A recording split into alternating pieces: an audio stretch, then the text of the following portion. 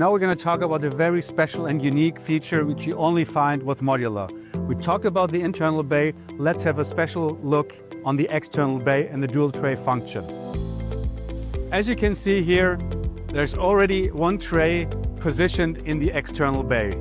The laser pointer indicates the position of the goods to be picked, and the monitor above does a nice visualization of the product and its position. So if I pretend to pick, I would pick and confirm the pick is, for example, on the console.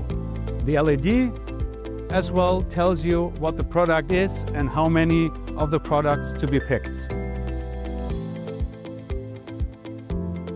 By going through the different pick processes, we will reach the end of the picking process on this very order.